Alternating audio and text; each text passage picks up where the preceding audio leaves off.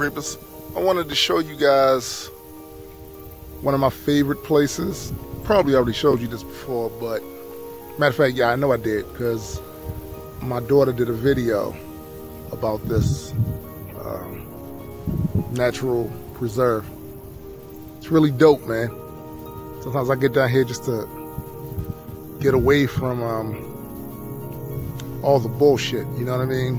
Like the stress or whatever. There's so much stuff to do. It sometimes gets kind of hard to focus, you know? My brain starts to cloud over. So I come down here sometimes to get centered again.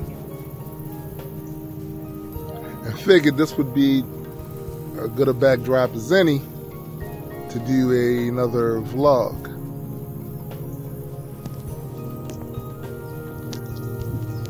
As opposed to being trapped behind my desk all the time.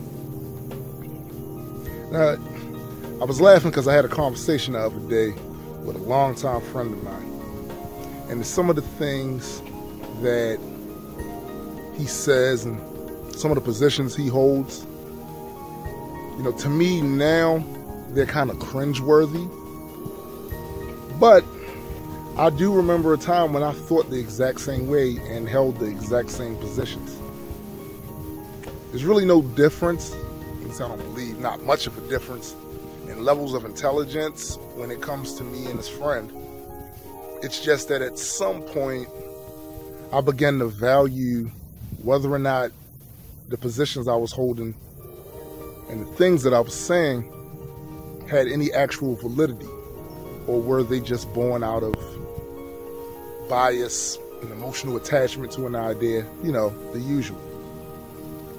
So I sought to kind of rid myself as much as possible of those type of positions that I couldn't substantiate, and at the very least keep them in a certain category and not be attached to them, so that if evidence is ever displayed or presented that shows those ideas and those positions to be faulty, I have no emotional attachment to just dropping them and accepting the new data. This is not always easy, and so I kind of feel, you know, some of my the people that I know, my loved ones, I feel their pain a bit when, you know, a bit of cognitive dissonance stabs their brain after they have, you know, been presented with evidence that completely shuts down philosophy or point of view that they have held on to for years and years and years. And it's hard. But even in those conversations, I do try to go out of my way, even if I'm attempting to correct them or present to them another viewpoint that's laced with evidence. I try not to do it in an offensive way, because these are people I care about. And like I said, that was me a few years ago.